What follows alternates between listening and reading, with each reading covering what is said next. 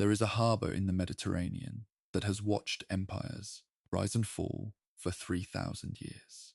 Its limestone walls have absorbed the prayers of Phoenician sailors, the cannon fire of Ottoman fleets, and the quiet grief of mothers waiting for sons who would never come home. Its name is Grand Harbour, Valletta, Malta. And in the summer of 1942, that harbour was waiting again. This time for 14 merchant ships, crossing waters that historians would later call the most heavily defended stretch of ocean in the entire Second World War. This is not a story about strategy alone. It is not a story drawn entirely from the clean lines of staff officer reports. It is the story of a tanker that refused to sink. It is the story of a garrison reduced to 16 ounces of food per person per day, of fighter aircraft towed to runways by trucks because there was not enough fuel to run their own engines, of anti-aircraft batteries rationed to 20 shells a day. It is a story in which the difference between victory and catastrophe was measured in hours, and in the stubborn, irrational will of ordinary men to keep moving forward when every calculation said they should stop. I want you to stay with this story, not because it is heroic, though it is, not because it is dramatic, though it will test every instinct you have for calm, but because it is true, and because the truth of what happened between the 3rd and the 15th of August, 1942, in the waters between Gibraltar and Malta, changes the way you understand the entire North African campaign, changes the way you understand Sicily, changes, if you follow the thread far enough, the way you understand the D-Day landings 2 years later. Everything connects, and it all connects here, in this harbour, in this summer, in this desperate, meticulously planned, brutally executed convoy operation, known to the Royal Navy as Operation Pedestal, and known to the people of Malta, who were waiting on the docks with Union Jacks and tears in their eyes, as the Santa Maria convoy. Get comfortable. We are going to be here a while, and I promise you, by the time the last chapter is finished, you will understand exactly why this operation matters. And you will never think about the word supply line in quite the same way again. Chapter 1. The rock in the middle of everything. To understand why 50 ships were pointed at one small island in August of 1942, you first have to understand what that island was. Malta is not large. The entire landmass covers roughly 122 square miles, smaller than the city of Leeds, smaller than the borough of Birmingham. It sits in the narrow corridor of the central Mediterranean, approximately 58 miles south of Sicily and roughly 200 miles north of the Libyan coast. On a map, it looks almost accidental. A chip of limestone dropped into the sea between two continents.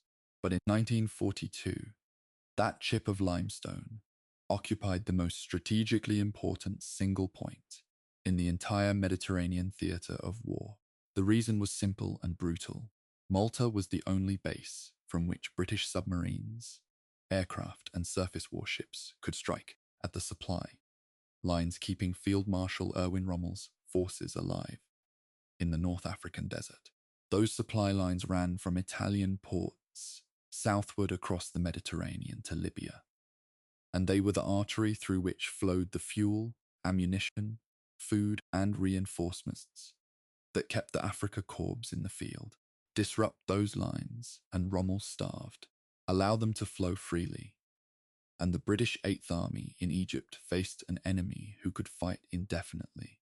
From the summer of 1941 to the summer of 1942, the balance of that equation shifted back and forth with terrible violence. And at the pivot of every shift was Malta. The island's effectiveness as an offensive base was remarkable.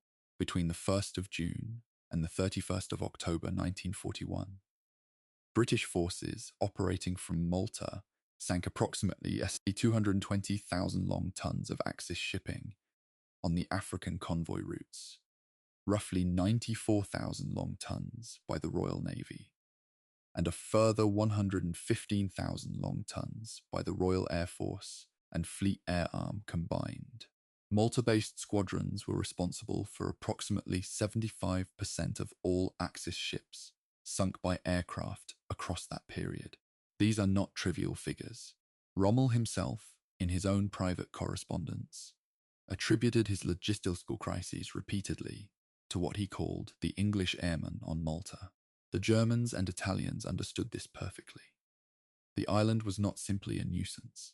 It was an existential threat to the entire Axis position in North Africa.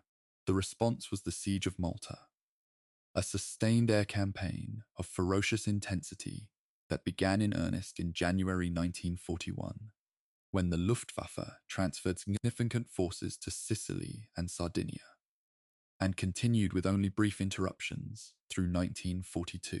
Almost every building on the island was damaged or destroyed. The civilian population sheltered in limestone tunnels and caves. Soldiers and airmen lived in dugouts, emerging under regular bombing to man their positions. What makes Malta's situation historically unusual, and this is a point that some military historians debate with considerable heat, is the degree to which the civilian population was integrated into the defense, not as passive victims, but as participants. The island's geography meant there was nowhere to evacuate. The Maltese people had no option but to endure. And endure they did, with a stubbornness that the British government eventually recognized formally and without precedent. On the 15th of April, 1942, King George VI awarded the George Cross, Britain's highest decoration for civilian bravery, not to an individual but to an entire island. It remains the only time in history that a collective population has received that particular honor. But honors do not fill fuel tanks. And by the late summer of 1942, the situation had gone beyond heroic endurance and into something much more clinical and dangerous: starvation and the imminent collapse of all defensive capacity. The island's aviation fuel reserves were almost gone. The fighters that protected the harbour could no longer fly offensive patrols. The submarines that had been terrorizing Axis convoys were running dry. Malta's remarkable effectiveness as a strike base had, for the moment, been extinguished. The rock in the middle of everything had become, effectively, an expensive prison. What I find striking, and what I think often gets glossed over in popular accounts, is how precise the timeline was. This was not a vague crisis building toward an uncertain end. Governor-General Lord Gort sent a signal to Winston Churchill that was as clear as a death sentence. Food and fuel stocks would be exhausted by the 21st of August, 1942, despite severe rationing. He could not guarantee Malta's safety after that date. This signal arrived in London at a moment when the British war effort was already under enormous strain. Churchill's response would define the next 3 months of the Mediterranean War. Chapter 2. The Weight of an Empire's Calculation. There is a certain kind of decision that military historians call irreversible, the kind where the moment you commit, you have already accepted the full range of possible consequences, including the worst ones. The decision to mount Operation Pedestal was one of those decisions, and it was made with full knowledge of what it might cost. The Admiralty's planning began in late July 1942, under the direction of Vice Admiral Neville Seifert, working alongside Rear Admirals Lumley Leicester and Harold Burrow and the naval staff. Seifert convened his initial conference at Scapa Flow on the 29th of July for flag and commanding officers of all the naval forces involved in the operation. A gathering that represented some of the most experienced sea commanders Britain had produced in this war. What they were being asked to plan was, in essence, a corridor of steel through the most heavily defended stretch of ocean in the world, with the goal of delivering critical supplies to an island everyone agreed could not be allowed to fall. The convoy that emerged from that planning process comprised 14 merchant vessels. The most important, and from the very beginning everyone understood this, was Ohio, the only large, fast tanker available. Ohio was an American-owned ship, built for the Texas Oil Company and loaned to the British for this operation. She had been fitted with additional armament and would be crewed entirely by British volunteer merchant seamen, commanded by a 40-year-old master mariner named Captain Dudley Mason. Ohio carried approximately 12,000 long tons of high-octane aviation fuel, the single commodity without which Malta's aircraft could not fly, and the island's entire defensive capacity would collapse within days. As insurance against her possible loss, planners arranged for the other merchant ships to carry additional fuel in drums, a stopgap measure that every planner knew was wholly inadequate if Ohio was sunk. The escort force assembled for Pedestal was unlike anything the Royal Navy had put together before in the Mediterranean. 2 battleships, HMS Nelson and HMS Rodney, each displacing 34,000 tons and armed with 9 16-inch guns, would form the core of the heavy covering force, designated Force C, under Sifret's direct command. 3 aircraft carriers, HMS Indomitable, HMS Victorious, and HMS Eagle, would provide air cover, embarking between them a mixed force of Sea Hurricanes, Martlets, Fulmars, and Albacores. 7 cruisers, 32 destroyers, and 7 submarines rounded out the escort. The total force, approximately 50 ships. The entire enterprise was designated Force F, the close escort for the merchant vessels through the most dangerous passage. The Sicilian Narrows and the final approach to Malta was designated Force X under Rear Admiral Burrough. This was the force that would remain with the merchants after the heavy covering group turned back at the Skirky Narrows, the point where the waters become too confined and too dangerous for battleships and fleet carriers. It is worth pausing on this detail because it is one of the operational choices that historians have returned to with greatest frequency.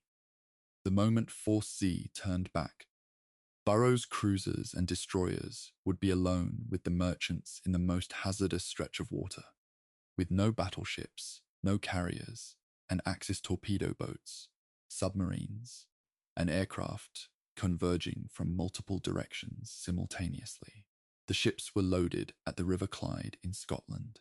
On board the Ohio, Captain Mason briefed his crew with a directness that has been preserved in several accounts, and that carries, across the decades, the weight of a man who knew exactly what he was asking. He told them their destination. He told them they would have to fight with 13,000 tons of high-octane fuel on board. He paused and asked if anyone wanted to leave. No one moved. The Admiralty had attached a letter to the briefing, signed by the First Sea Lord, expressing gratitude to the crews and framing the operation in terms of Malta's courage and the Empire's need. It is the kind of formal language that can feel distant and institutional, until you read it against the background of what those men were about to enter. The convoy sailed from the River Clyde on the night of the 2nd and 3rd of August, 1942. The ships formed up in 3 parallel columns and set course southward for Gibraltar.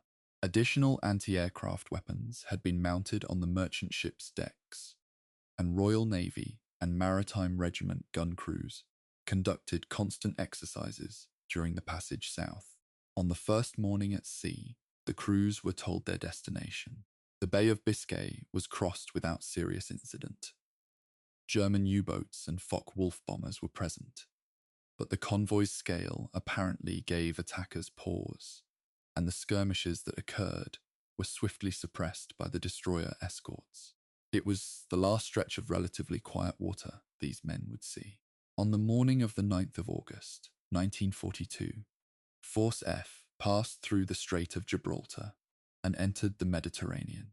Rear Admiral Burrough flashed a signal from his flagship HMS Nigeria to every ship in the convoy. It read, "All ships to action stations until further notice." The Mediterranean War had been fought for 2 years in these waters. Every man who served in it knew that the Mediterranean had no quiet corners and no forgiveness. Chapter 3. The Fortress That Was Also a Cage. Before we follow the convoy further east, I want to take a step back, because to fully appreciate the stakes of what was crossing that water, you need to understand what Malta had already endured in the months and years before August 1942. This is not background noise. This is the reason everything else happened. The siege of Malta began in earnest in the summer of 1940, when Italian bombers first targeted the island's airfields and harbour. In those early months, the Italian Regia Aeronautica flew hundreds of sorties against a garrison that had almost nothing with which to fight back. Malta's initial fighter defense consisted of a handful of obsolete Gloucester Gladiator biplanes. 3 of them, according to legend, though the historiographical record on this specific detail is somewhat more complex, and serious Malta scholars have argued the precise numbers with some vigor. What is not in dispute is the disparity between what Malta had and what was being thrown at it, and the fact that the island endured. The strategic logic of the siege was clear to both sides. Malta dominated the central Mediterranean choke point. For the Axis powers, neutralizing it was a prerequisite for securing the supply lines to North Africa. For the British, holding it was the key to interdicting those same supply lines, and, ultimately, to defeating Rommel. Each side understood this with perfect clarity, and the result was a sustained and systematic attempt to destroy the island's capacity to resist, while the British made increasingly costly efforts to keep it supplied. From August 1940 to the end of August 1942, 670 Hurricane and Spitfire fighters had been flown off aircraft carriers in the Western Mediterranean in attempts to reinforce Malta's air defense. 19 aircraft carrier ferry operations, known informally as club runs, had been conducted at considerable risk and cost. 46 ships had delivered 320,000 long tons of supplies over the same period, but 25 ships had been sunk in the attempt. 31 supply runs by submarines had been conducted specifically to deliver the most critical items: aviation fuel, anti-aircraft ammunition, medical stores, and torpedoes. Through the tightening blockade, the submarines themselves sometimes arrived half-flooded with the effort. By early 1942, the aerial bombardment had reached an intensity that drew unfavorable comparisons, even with the London Blitz. The Luftwaffe units transferred to Sicily in late 1941 subjected Malta to sustained day and night bombing that reduced most of the surface buildings in the harbour area to rubble. The civilian population, roughly 300,000 people, had no option but to go underground. An extraordinary network of limestone tunnels and natural caves became effectively a parallel city beneath the one being destroyed on the surface. Food rationing produced a daily intake for adult male workers of 1,690 calories, well below the minimum required for sustained physical labour. Women and children received 1,500 calories. In August, a mass slaughter of livestock began to reduce the need for animal fodder imports, and the meat was distributed through what the authorities called victory kitchens. Aviation fuel was the most critical shortage of all, and it shaped every operational decision made by Air Vice Marshal Keith Park, the island's air commander from July 1942. Park, a New Zealander who had commanded 11 Group through the Battle of Britain in 1940, and brought a particular aggressive pragmatism to fighter direction, was forced to keep his aircraft on the ground except when absolutely necessary. Fighters were forbidden to taxi under their own power. They were towed to the runway by trucks. Anti-aircraft batteries were rationed to 20 shells per gun per day. These are the kinds of details that operational histories sometimes reduce to footnotes, but they represent something important. The degradation of a military force that could still fight, but only barely, and only if it received help within a specific window of time. That window was not open-ended. The Admiralty's own assessment and Lord Gort's blunt signal to Churchill established a specific date after which Malta could not continue. The 21st of August, 1942. Operation Pedestal sailed from the Clyde on the night of the 2nd and 3rd of August. The margin was, at maximum, approximately 18 days. Given the transit time from Gibraltar and the certainty of Axis attack, the practical margin was considerably shorter. The planning staff at the Admiralty understood this. It is why the escort force was built to a scale unprecedented in the Mediterranean. It is why the risk was accepted. Malta could not be replaced. There was no strategic redundancy, no fallback position, no alternative base that would serve the same function. The rock was the only rock there was. Chapter 4. The enemy side of the equation. One of the things that makes Operation Pedestal so absorbing as a historical case study, and here I am genuinely following the operational records rather than constructing a convenient narrative, is how well prepared the Axis response was, and how structurally limited it was at the same time. The Axis command structure in the Mediterranean was, to put it plainly, a bureaucratic nightmare. Benito Mussolini had concentrated authority over all three Italian armed services in his own hands since 1933, holding simultaneously the portfolios of Minister of War, Minister of the Navy, and Minister of the Air Force. Below him, the German Feldmarschall Albert Kesselring commanded German ground forces in the theatre as Commander-in-Chief South, but held no authority over operations in North Africa or the organization of supply convoys to Libya. The Italian Navy, Supermarina, actively resisted German attempts to integrate operations and ships from different Italian squadrons, never trained together. Inter-service rivalry between the Luftwaffe and the Kriegsmarine further complicated coordination. This is not a detail that changes the outcome of any single engagement, but it accumulated, over the course of a multi-day convoy battle, into something significant. What the Axis did have, as the convoy sailed south from the Clyde, was substantial intelligence. Ship-watching stations near Gibraltar reported movements into and out of the strait with considerable accuracy. On the 5th of August, Abwehr assessments had already convinced Kesselring that a major supply operation to Malta was being prepared. By the morning of the 10th of August, German and Italian reconnaissance aircraft had identified the convoy clearly. Approximately 50 ships, including carriers and battleships, sailing eastward in the western Mediterranean. The Axis response was in motion before the convoy had even reached the Balearic Islands. The Axis air forces assembled for the operation were formidable by any measure. The Regia Aeronautica deployed 328 aircraft across Sardinia and Sicily, comprising 90 torpedo bombers, 62 conventional bombers, 25 dive bombers, and 151 fighters. The Luftwaffe contributed 456 aircraft, predominantly dive bombers, but including substantial medium bomber and fighter elements.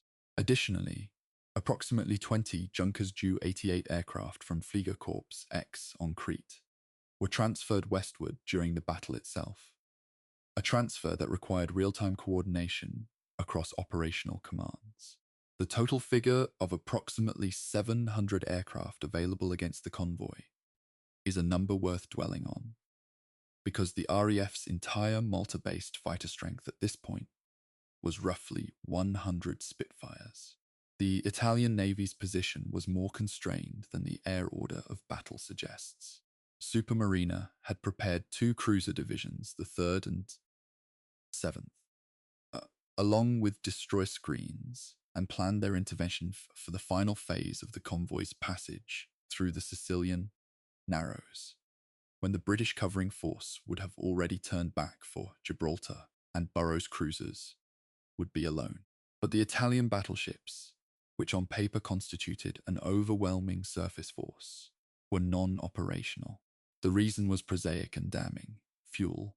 The Italian Navy had received only 12,000 long tons of fuel oil in June 1942, approximately 20% of its operational consumption rate. The battleships could not sail. This is one of the great ironies of the Italian naval campaign. A fleet that might have been decisive was grounded by the same supply crisis it was supposed to be helping to perpetuate. Axis submarine deployments were extensive and carefully planned. 19 submarines in the Western Mediterranean were positioned in coordinated patrol lines designed to force the convoy to take evasive action, break formation, and present separated targets to the air and surface forces that would follow. German U-boats and Italian boats operated in their respective areas, with instructions to report sightings and attack when opportunity presented. The Axis also planned to use torpedo boats, German E-boats, and Italian MAS and MS craft, positioned off Cape Bon, in the narrows between Sicily and Tunisia, where any ship that survived the submarine and air gauntlet would have to pass in a confined channel with limited room to maneuver. What I find genuinely remarkable, and this is a point where operational analysts have differed, so I want to present it honestly, is that the Axis plan was, in concept, well constructed: 4 successive barriers, submarines in the Western Basin, coordinated air attacks across Sardinia and Sicily, torpedo boats in the Narrows, and a surface cruiser force to complete the destruction. The plan assumed that each barrier would degrade the convoy further, and that by the time the Italian cruisers engaged, they would be dealing with a scattered, damaged remnant. The plan assumed, in other words, that the British convoy would behave like previous British convoys. It would not. Chapter 5. Eagle Falls. I want to be precise about timing here, because the sequence of what happened on the 11th of August 1942 matters enormously to understanding how quickly the balance of the battle could tip, and how much depended on decisions made in fractions of minutes by men who had very little information and very little time. The convoy had entered the Mediterranean on the night of the 9th and 10th of August, without incident, aided by dense fog and a moonless sky that made detection from the Moroccan and Spanish shores difficult. The Abwehr agents near Gibraltar and Ceuta had nonetheless sighted the convoy, and the British, reading the same messages through their Enigma decryption capability, knew that the Axis were well informed. There is something almost vertiginous about this aspect of the intelligence war. The British knew that the Axis knew, and the Axis knew a British operation was coming, and both sides prepared accordingly while maintaining the formal pretense of operational surprise. By dawn on the 11th of August, the convoy was south of the Balearic Islands, sailing due east on a zigzag course. Refueling operations had been completed through the night. Previous Malta convoys had refueled on arrival, but Malta now had no oil to spare, so the tankers Dingledale and Brown Ranger accompanied the convoy as a mobile fuel reserve. At the same time, the carrier HMS Furious conducted what was known as a club run. Between 12:30 and 3:15 in the afternoon, she flew off 38 Spitfire fighters for the 555 to 584 nautical mile journey to Malta, then turned back for Gibraltar with her escorts. 37 of the Spitfires reached the island. This operation proceeded successfully, and in other circumstances, it would be the day's main event. It was not. At 8 o'clock in the morning, a German submarine had sighted ships at the convoy's edge, but found them out of range. Behind the main group, however, another cluster of vessels was moving in a slightly different pattern, and trailing behind them came the carrier HMS Eagle. Eagle was the oldest of the 3 carriers in the force, built originally as a Chilean battleship and completed as a carrier in 1923. She had been one of Malta's most important suppliers of Spitfire reinforcements over the previous 18 months, having dispatched 183 fighters to the island during her service in the Mediterranean. The German submarine U-73, commanded by Lieutenant Helmut Rosenbaum, maneuvered submerged within 400 yards of Eagle's hull, and at 13:15 hours fired 4 torpedoes. All 4 struck. Eagle capsized and sank in 8 minutes, going down approximately 70 nautical miles south of Cape Salinas. Of her complement of 1,160 officers and men, 929 were rescued by the destroyers HMS Lookout, HMS Laffery, and the fleet tug Jaunty. 231 men were lost, along with all but 4 of her Sea Hurricanes. Those 4 happened to be airborne at the moment the torpedoes struck. The loss of Eagle eliminated approximately 20% of the convoy's total fighter cover at a stroke. U-73 escaped. The layered thermal gradients of the Western Mediterranean, where bodies of water at different temperatures create acoustic anomalies that confuse ASDIC sonar returns, are one plausible technical explanation for why the U-boat avoided the destroyer's countermeasures. The official records note that after the torpedoing, escort vessels reported frequent false ASDIC contacts, a phenomenon consistent with thermal layering. This is the kind of technical detail that matters operationally, but rarely makes the popular histories. The sea itself was working against the defenders in ways they could not fully control. The convoy reformed and pressed east. At just after 8 in the evening, with the convoy approximately 200 nautical miles from Sardinia, the first major air attack came in. 27 Junkers Ju-88 bombers and 3 Heinkel He-111 torpedo aircraft attacked at dusk. The Heinkels flew very low to drop their torpedoes. The Ju-88s came in shallow dives out of the fading light, exploiting the angle at which the convoy's fighters would have the most difficulty intercepting. Anti-aircraft fire from the convoy shot down 2 of the bombers, for no losses among the merchant ships. During the night, RAF Liberators and Beaufighters attacked Axis airfields in Sardinia, setting a hangar on fire and destroying several aircraft. A commando raid on a Sicilian airfield the same night, however, failed to achieve its objectives. Before the first night of the convoy's Mediterranean passage was over, a second significant event had occurred beneath the surface. HMS Wolverine, part of the escort for the returning Furious, had been detached with 4 destroyers for anti-submarine patrols following Eagle's loss. Shortly before 1 o'clock in the morning, Wolverine detected the Italian submarine Dagobah, obtained a visual contact at 700 yards, accelerated, and rammed the submarine at 27 knots, sinking it with all hands. The Italian submarine had been attempting to attack Furious on her return to Gibraltar. The loss of Eagle and the sinking of Dagobah established the brutal arithmetic of what lay ahead. Every hour on these waters was a transaction in lives and ships, and the convoy had been in the Mediterranean for less than 48 hours. Chapter 6. The 12th of August, the long day. The 12th of August, 1942, is the day that most operational accounts of Pedestal circle around like historians afraid to look directly at the sun. It lasted, in terms of continuous attack, from before dawn to after midnight, and by its end the convoy had been so fundamentally altered in composition and capacity that everything that followed existed in a different strategic register entirely. Axis aircraft resumed shadowing the convoy at 5 o'clock in the morning. German reconnaissance aircraft flew high and fast.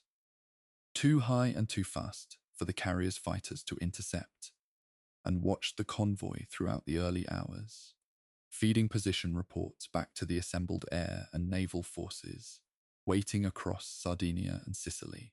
At 9:15 in the morning, when the convoy was approximately 130 nautical miles southwest of Sardinia, 19 Junkers, 80 dive bombers of Lehrgeschwader 1 were intercepted 25 nautical miles out by Fleet Air Arm fighters. 4 of the Ju-88s were shot down, with German records confirming 5 total losses, including 2 from mechanical failure over Sardinia, in exchange for 1 British fighter. The German crews filed enthusiastic damage claims that subsequent assessment would not substantiate. What the morning's patrol also confirmed was that the Italian cruiser force was at sea. Both fighters returning from a strike on Sardinia cited the 7th Cruiser Division, 3 light cruisers, and their destroyer screen, moving south from Cagliari into the Tyrrhenian Sea. Reconnaissance aircraft from Malta confirmed that the 3rd Cruiser Division had departed from Messina. This was the surface force that Supermarina had prepared for the final phase of the battle, and its early deployment suggested that Italian planning anticipated the convoy entering the Narrows in a degraded condition by the end of the day. Air Vice Marshal Park on Malta was alerted and held his torpedo bomber strike force, 15 Beaufort aircraft and 15 Beaufighters, at readiness. The chess pieces were moving toward each other. The midday attacks were the day's heaviest and most complex. Between noon and early afternoon, successive waves of Italian aircraft from Sardinia descended on the convoy in a pattern of remarkable technical sophistication, if decidedly mixed results.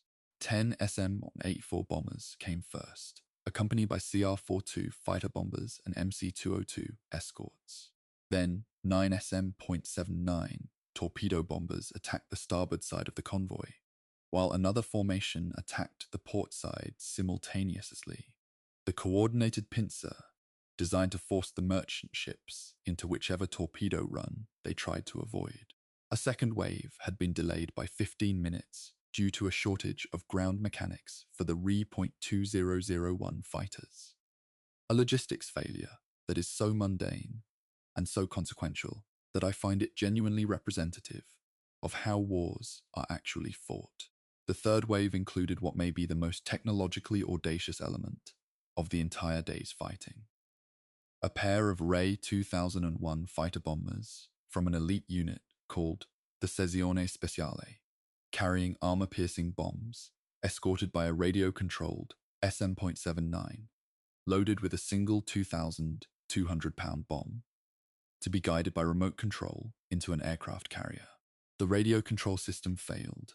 The SM-79 flew straight past the convoy and eventually crashed into a mountain in Algeria.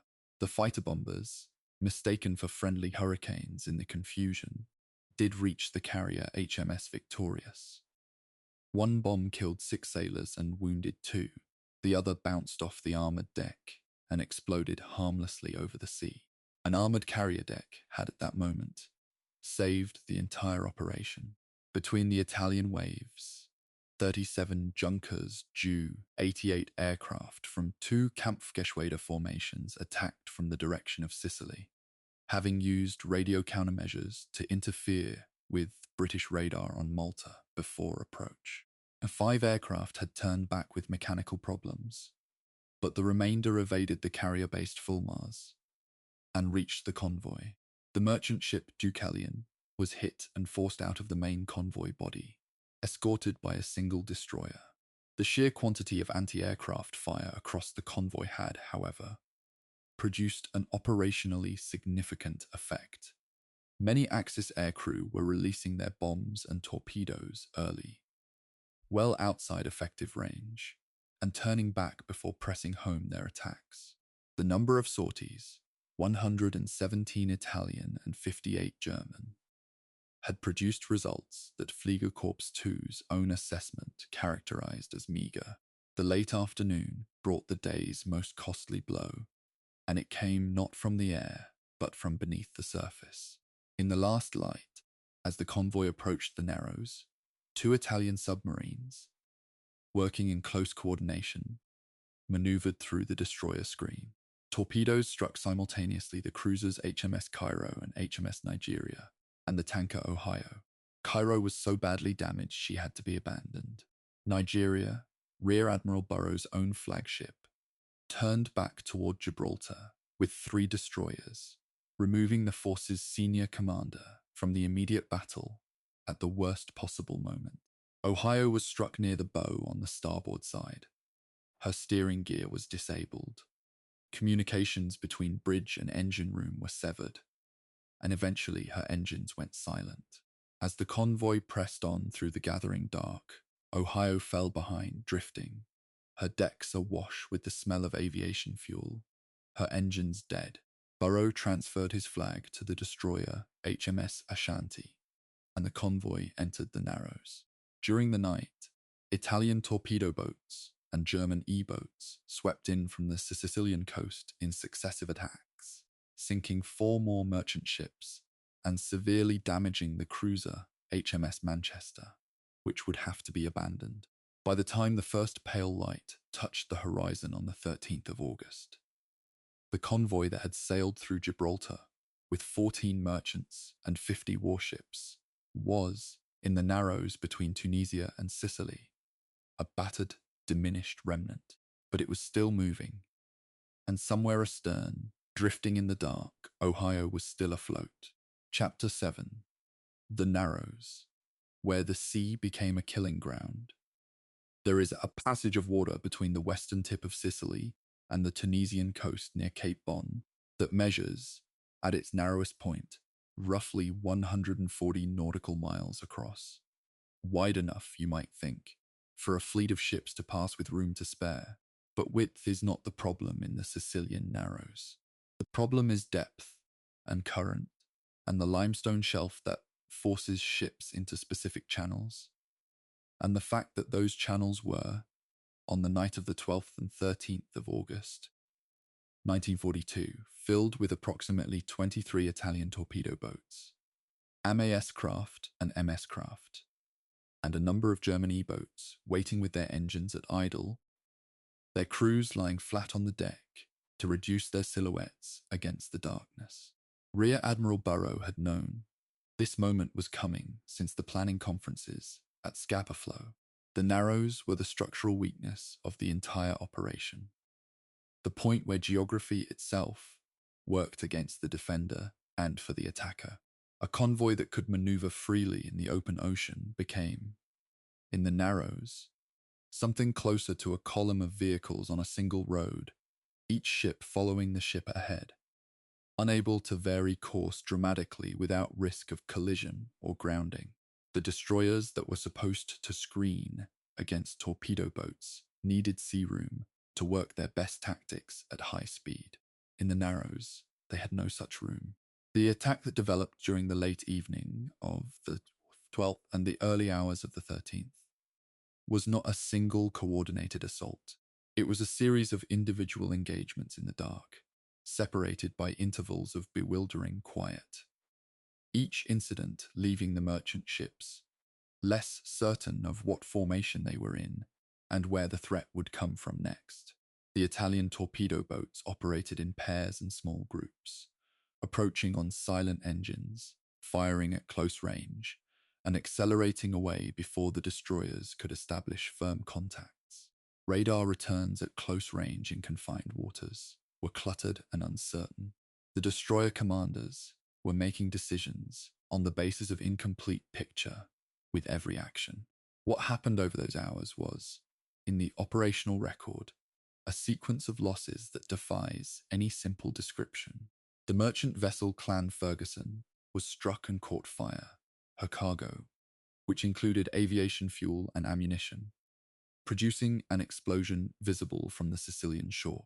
The Empire Hope was torpedoed and sank. The Glenorchy went down.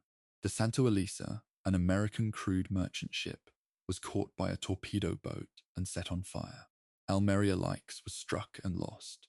What is particularly important to understand, and what the raw list of ships lost sometimes obscures, is that these losses were not occurring in sequence over a calm hour. They were occurring simultaneously, in different parts of the channel, in the dark, in the middle of a battle in which communications between ships were fragmentary, and the precise position of friendly vessels was often unknown.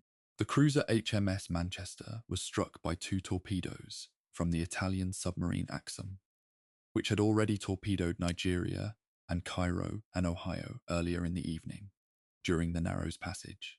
The damage to Manchester was such that her captain, CAG Manwaring, assessed the ship as unable to make port and ordered her scuttling. This decision would later be reviewed in a court-martial that acquitted Manwaring, but generated one of the most protracted debates in Royal Navy disciplinary history about the standard expected of commanding officers facing catastrophic damage in action. I raise it not to adjudicate the decision, but because it illustrates how much the Narrows Passage compressed every possible emergency into a single violent window, forcing decisions that would have been agonizing under any circumstances. Burroughs' force had entered the Narrows with 10 merchant ships and 6 cruisers and 12 destroyers. By the time the first pale light began to distinguish sea from sky on the morning of the 13th, 5 merchant ships had been sunk and 1 cruiser lost. The remaining 5 merchant ships, Rochester Castle, Melbourne Star, Wimarama, Dorset, and Port Chalmers, were scattered in the darkness, some steaming independently, none fully aware of the others' positions, and all of them some distance from their original course lines. Burroughs' immediate and pressing problem was that his force had no way of establishing full communications with these scattered ships before daylight brought the next round of air attacks. One additional fact requires noting here. The tanker Ohio, torpedoed by the Italian submarine Axum the previous evening in the western approach to the Narrows, had by this point been reached by the minesweeper HMS Rye. Captain Mason had restored some emergency steering capacity through the night, but Ohio's engines remained non-operational, and her bow section was severely damaged. She was making minimal forward progress. She was, in military terms, a liability, a ship that required escort and assistance that the depleted force could barely spare. And yet she carried the 12,000 tons of aviation fuel, without which everything the convoy had gone through was operationally meaningless. The men on Ohio understood this. They stayed with their ship. Chapter 8, Dawn Attacks and the Final Run. There is something almost clinical about the way the war resumed at first light on the 13th of August, 1942. The night's violence had been intimate and confused, fought in darkness at close quarters, with the sound of explosions and the smell of burning fuel on the water. Dawn brought a different kind of attack entirely. Organized, coordinated airstrikes flown by professional aircrew, who had spent the night sleeping and eating, while their targets had spent it under fire. The asymmetry is worth sitting with for a moment. The Axis air forces were fighting a shift. The men on those merchant ships were simply not stopping. At 8:30 in the morning, a formation of Junkers Ju 88 bombers struck the scattered convoy in the stretch of water east of the Narrows, between the Cape Bon Peninsula and the Sicilian coast. The first strike killed the merchant vessel Wimarama. A near miss detonated the high-octane fuel in her cargo, and the resulting explosion was so catastrophic that of her crew of 107, only 22 survived. The destroyer HMS Ledbury turned back toward the burning wreck, circling through a sea on fire to pull survivors from the water. The officer commanding Ledbury kept his ship in the burning area far longer than standard doctrine would have suggested was prudent. 13 men were rescued from the water inside the burning slick. Most of the survivors of the convoy later cited Ledbury's conduct at this point as one of the moments that demonstrated what the escort was actually doing out there. Melbourne Star was struck shortly afterwards and set on fire. Her captain, David McFarlane, gave the order to abandon ship, then countermanded it when the fire appeared to stabilize, recalling his crew and pressing on toward Malta. This happened, I want to emphasize that, a merchant master recalled his crew from the sea, back onto a burning ship, and sailed her the remaining distance to Malta. Melbourne Star reached Grand Harbour at 3:30 in the afternoon of the 13th, still smoking, carrying her cargo intact. The harbour gun crews came to attention. People on the Valletta waterfront, those who had made it to the upper Baraka Gardens to watch, reportedly began to weep. Meanwhile, Ohio was going through her own separate ordeal. separated from the main group and under repeated individual air attacks. A Junkers Ju-88 dive bomber scored a direct hit and lodged an unexploded bomb in her engine room. The bomb later detonated, blowing a large hole in her hull. A second attack dropped a bomb through her deck that detonated internally, stopping her engines completely and blowing off her rudder. An Italian aircraft, apparently hit by anti-aircraft fire, crashed into her deck and burned there, adding aviation fuel from the aircraft's tanks to the already considerable fire risk on a ship that was essentially a floating tank of high-octane petrol.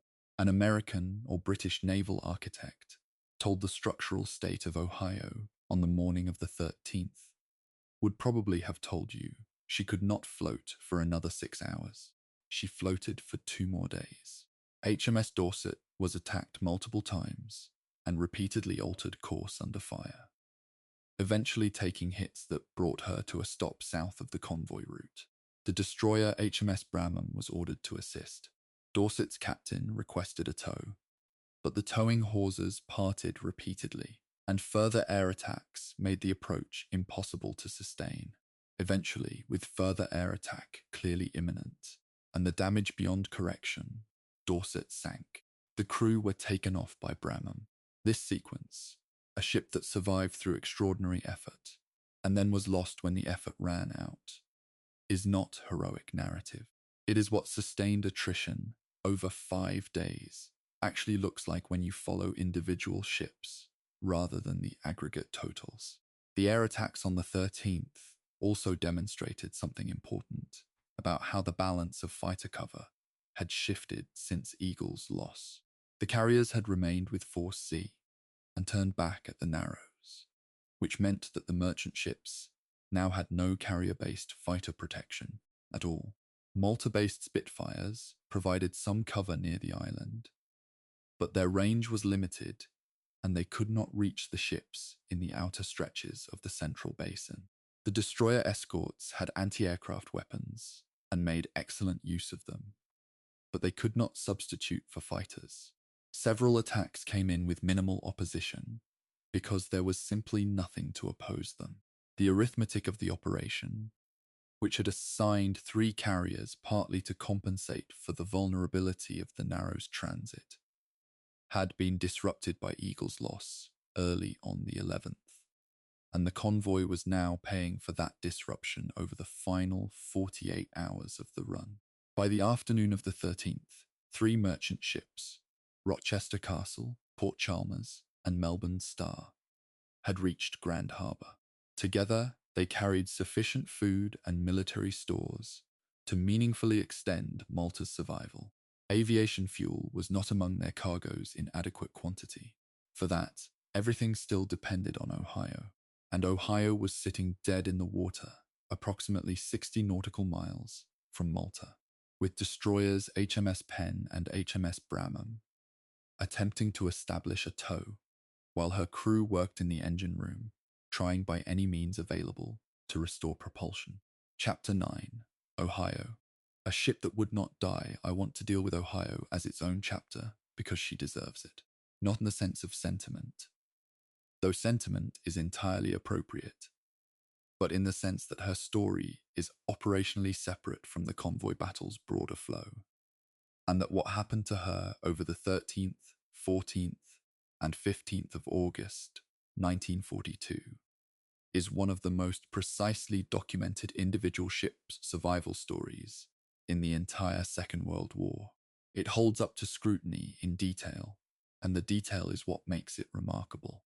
Ohio had been built in 1940 at the Sun Shipbuilding and Dry Dock Company's yard in Chester, Pennsylvania, for the Texas Oil Company.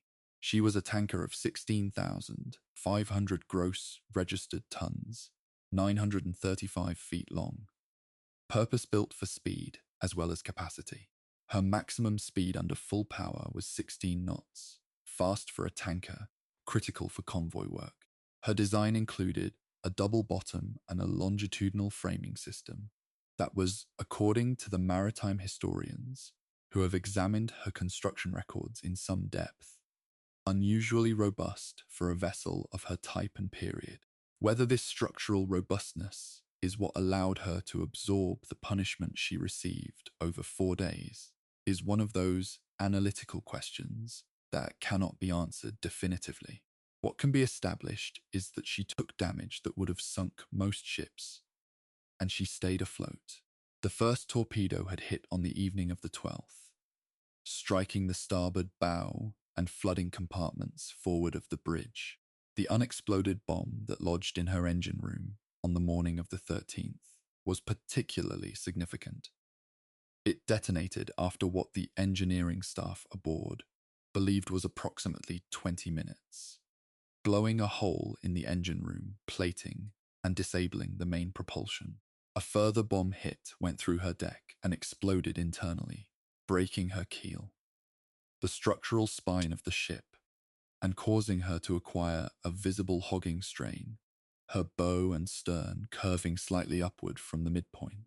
By any structural standard, a ship with a broken keel is a ship that is dying. The only question is how fast. Ohio did not go quickly. Captain Dudley Mason had remained on his bridge through all of it.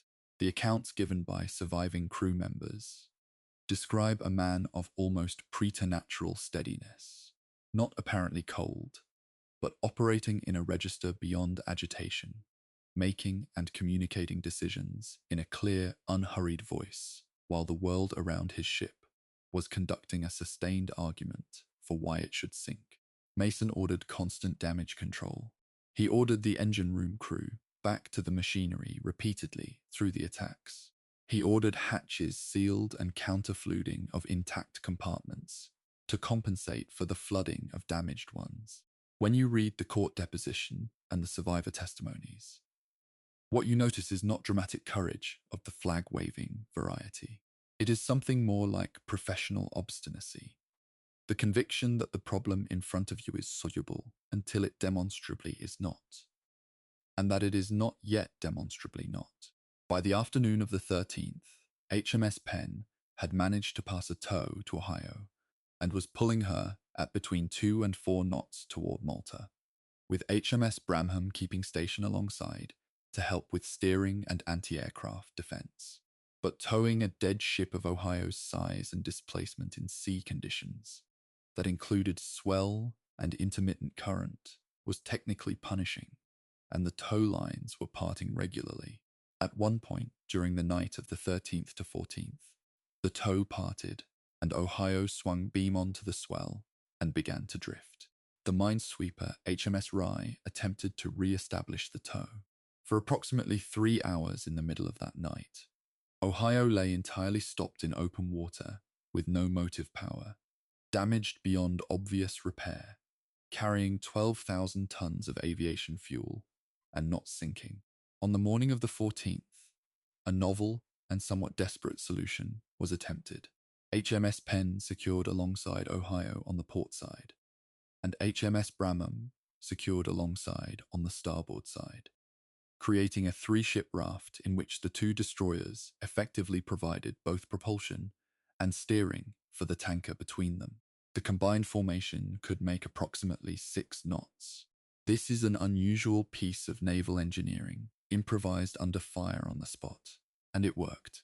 The formation was repeatedly attacked by Italian aircraft during the 14th. Survivors reported counting 9 separate air attacks on that single day. And Ohio's anti-aircraft crews, still at their guns despite the state of the ship around them, continued to engage throughout.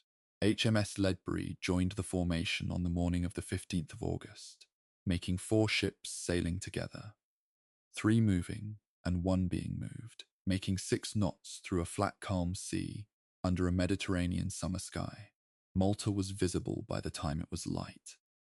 The characteristic low limestone profile, the dome of the Mosta Rotunda, visible from the water, the harbour mouth between the 2 promontories that have watched ships come and go for 3,000 years, the crews of the destroyers and the tanker, most of whom had not slept in any continuous way since the 9th of August, stood at their positions and watched the island get closer. Ohio entered Grand Harbour at 10 o'clock in the morning. on the 15th of August, 1942, the feast day of the Assumption of the Virgin Mary, which the Maltese call Il Festa ta Santa Marija, the Festival of Santa Marija. The timing was not planned by the Admiralty. It was the result of 4 days of damage, delay, emergency repairs, and the simply biological fact that men and ships run at the pace they can. The coincidence of the date. The most important religious festival in the Maltese calendar. The day when the island came out of its tunnels and its dugouts and stood in the streets, gave the arrival a quality that no planning conference could have manufactured. The guns on the harbour walls fired a salute. Captain Mason, who had been on his bridge for the better part of 96 hours, reportedly sat down on the bridge deck and put his head in his hands. Chapter 10. Inside the island. What the waiting felt. Like I have followed the ships this far, and I want to turn now, for a full chapter, to the other side of the equation. To the people who were not on the ships, who had no control over what was happening on the water, and who were watching and waiting with the particular helplessness of those for whom the outcome is total, but the agency is zero. Because Operation Pedestal is not only a naval operation, it is also a story about what civilian endurance looks like when it is stretched to its absolute limit over 2 full years. The population of Malta in 1942 numbered approximately 270,000 people. They were not a homogeneous population in cultural terms. The Maltese language is itself a hybrid, a Semitic base, with very extensive Romance overlays, reflecting the island's layered history of Phoenician, Arab, Norman, Aragonese, and eventually British rule. The Catholic faith was, for virtually the entire population, not merely a cultural identifier, but an organizing principle of daily life. Churches were the community centers, the reference points, the gathering places. When the bombing began, it hit the churches. The numbers of sorties flown against Malta during the siege period resist easy summary because they accumulate over more than 2 years into figures that become difficult to visualize. Between the 1st of June 1940 and the end of August 1942, the island sustained approximately 3,343 bombing raids.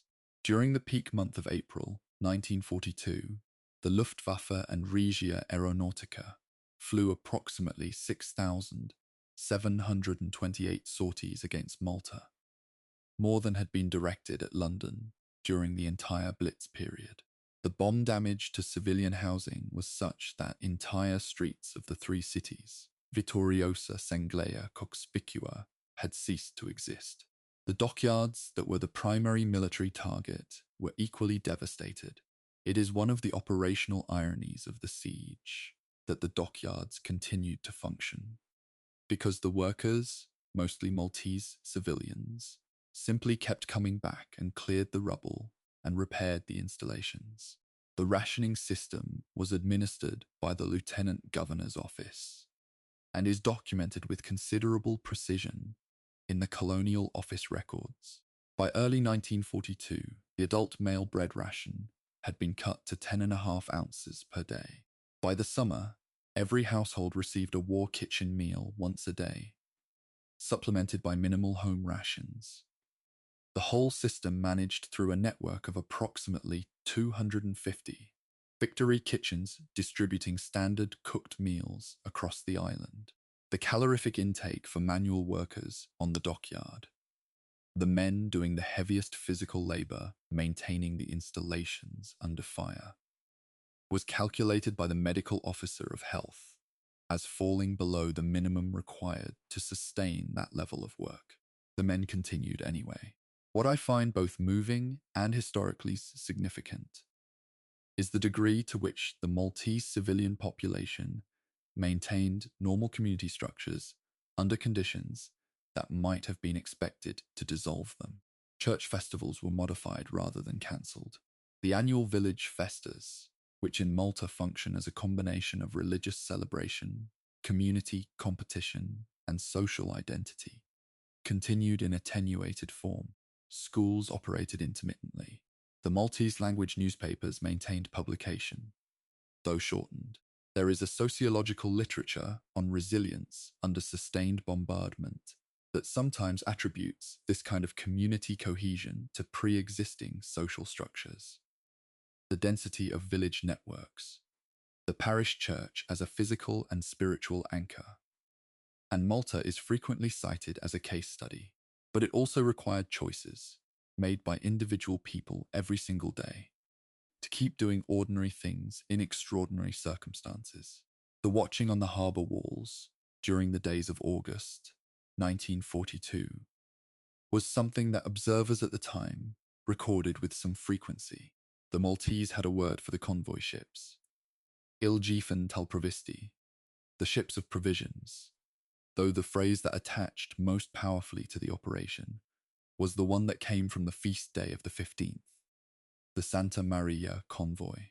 People gathered on the Upper Baraka Gardens terrace and on the bastions overlooking Grand Harbour from the morning of the 13th onwards, watching for the silhouettes of ships. The arrival of Rochester Castle, Port Chalmers, and Melbourne Star on the afternoon of the 13th produced scenes that multiple witnesses described in similar terms. A kind of simultaneous relief and grief, joy at the arrival, mixed with the visible evidence of what the ships had been through. Governor-General Lord Gort walked out to the harbour breakwater to meet Ohio in person on the morning of the 15th of August. The image of the Governor-General walking out on the breakwater is preserved in contemporary accounts, and it represents something beyond protocol. Malta's military commander was going to the waterfront because the 15,000 long tons of supplies that had survived the convoy, 5 of the original 14 merchant ships, a total of roughly 55,000 long tons sent, approximately 32,000 long tons arriving, represented the difference between the island continuing to function as a military base and the island surrendering. Gort knew this with absolute precision. The fuel that Ohio delivered reached Malta's aviation wing by a pipeline from dockside that had been kept ready and operational throughout the siege. Within 48 hours of Ohio's arrival, Air Vice Marshal Park had restored his fighters to normal operational flying schedules. Offensive operations against Axis shipping, the interdiction campaign that had been the strategic rationale for defending Malta in the first place, resumed. The chain of consequence that ran from the Clyde in early August to the resumption of Malta-based operations in mid-August is direct and traceable and has no missing links. The convoy worked, but it worked at a price that the Royal Navy calculated with considerable care in its official post-operational analysis. And that price shaped how future operations in the Mediterranean would be planned. Chapter 11. The Accounting. What was lost and what was gained military historians, when they attempt to evaluate an operation like Pedestal, face a particular analytical problem. The operation both succeeded and failed, depending on which level of analysis you choose, and the choice of level tends to determine the conclusion in a way that can make the analysis feel circular. I want to work through the numbers carefully, because the numbers tell a story that is more nuanced than either the triumphalist version or the catastrophist version. On the loss side, the figures are severe. Of the 14 merchant ships that sailed from the Clyde, 9 were sunk. Eagle, Indomitable, damaged, not sunk, but out of action. Manchester, Cairo, Ohio, survived, barely. Deucalion Empire Hope, Clanferguson, Glenorchy, Santa Elisa, Waimarama, Almeria Likes, and Dorset represent the damaged and lost. The Royal Navy lost the carrier HMS Eagle, the cruisers HMS Manchester and HMS Cairo, and a destroyer, HMS Foresight, torpedoed and later sunk by a British destroyer to prevent capture. The cost in human life amounted to approximately 500 Allied personnel killed or missing in action across the naval and merchant fleets. The Axis lost 2 submarines, a number of torpedo boats, and between 42 and 60 aircraft confirmed destroyed. with a larger number listed as damaged beyond operational serviceability. The weight of supplies that reached Malta is the figure around which most of the post-war strategic analysis revolves. 5 ships delivered their cargoes. Rochester Castle arrived with 2,000 of her original 3,500 tons of cargo intact. Port Chalmers arrived substantially intact. Melbourne Star arrived intact. Brisbane Star, which had made an extraordinary independent passage along the North African coast, after being torpedoed and separated from the main convoy, arrived on the 14th of August, and Ohio arrived on the 15th with approximately 10,700 long tons of oil and aviation fuel. She had lost some of her cargo to the damage sustained, but had retained the majority.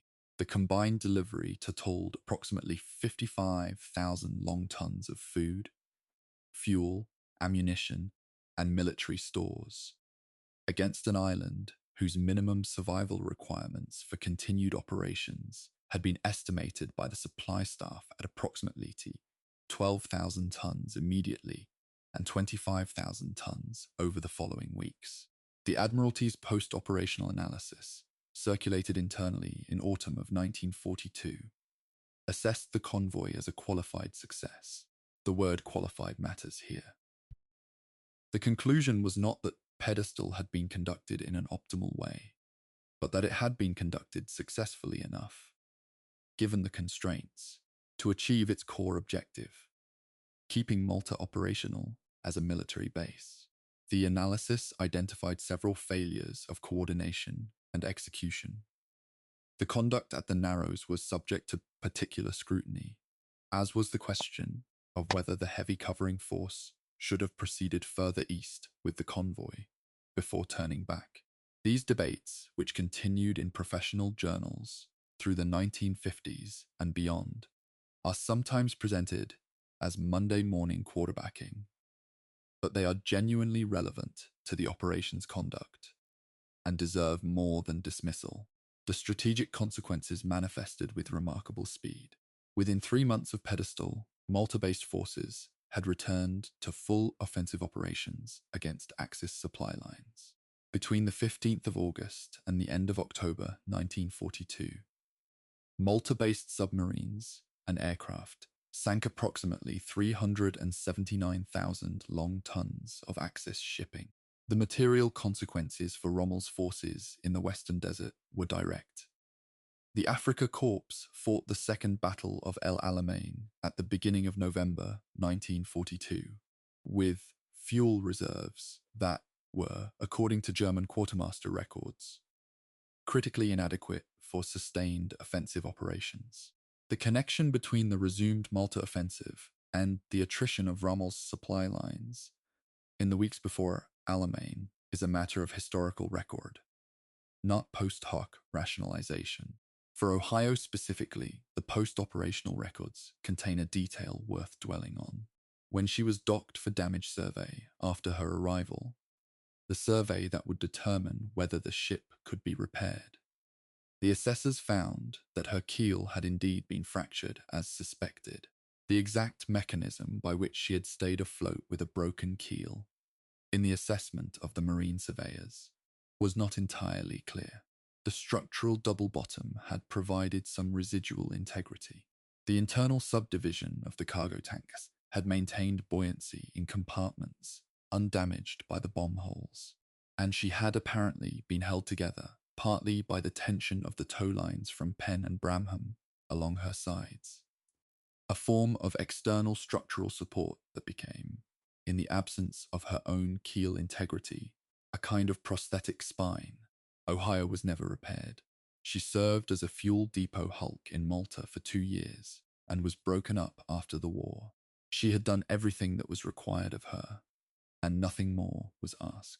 Captain Dudley Mason was awarded the George Cross on the 7th of October 1942, presented by the King in an investiture at Buckingham Palace. He was the first merchant mariner to receive the award while still serving at sea in active operations. The citation described his conduct in terms of sustained courage under prolonged attack, and the language of the citation is, for once, entirely commensurate with what the record describes. Mason returned to sea after the investiture. He continued his career in the merchant service after the war, and spoke publicly about Pedestal rarely and briefly, when he did speak at all. Chapter 12. The Commanders. Portraits in decision history tends to reduce military operations to the sum of their materiel: tonnages, air sorties, ships sunk and ships saved. What this approach misses is the specific quality of decision-making under pressure. How individuals in command positions process incomplete information, manage competing demands, accept risks they cannot fully quantify, and remain functional under conditions of sustained stress. Operation Pedestal produced several case studies of command decision-making that merit individual examination, because they illuminate both the operation's conduct and the broader character of the war in the Mediterranean. Vice Admiral Neville Sifret had commanded 4C with a precision and composure that the operational records consistently reflect.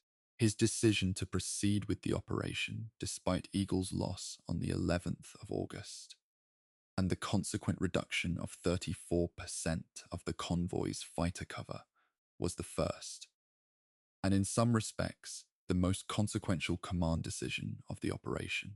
Sifret convened a brief flag conference on board HMS Nelson that evening, assessed the remaining carrier air capacity and the state of the convoy, and gave the order to continue. There is a school of thought among historians that argues that continued after Eagle's loss represented either exceptional moral courage or a failure to reassess risk adequately.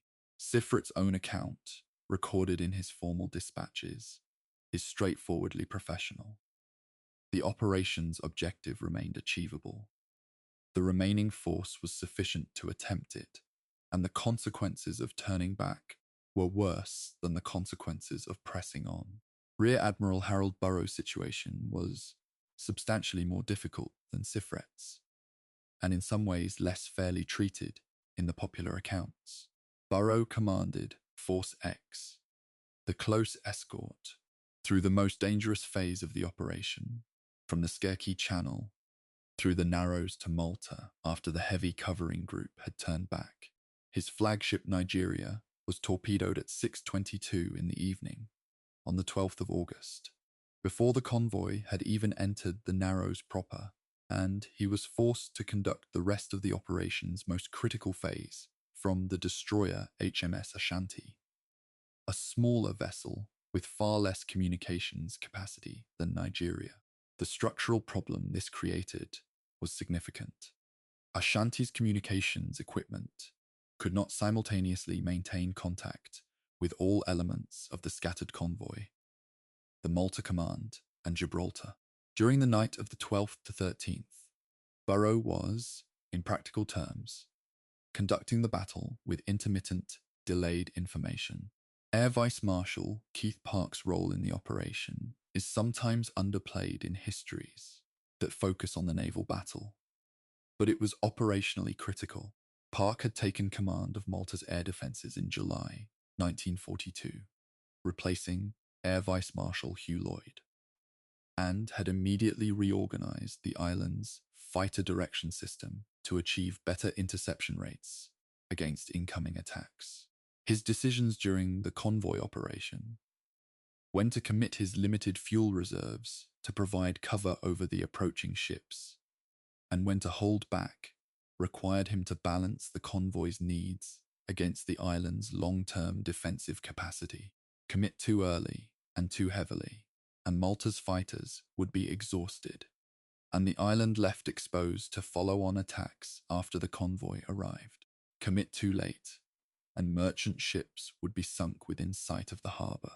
Park committed in stages, giving partial cover at maximum range during the daylight hours of the 13th, and committing fully from the 14th onwards as the convoy entered Maltese waters.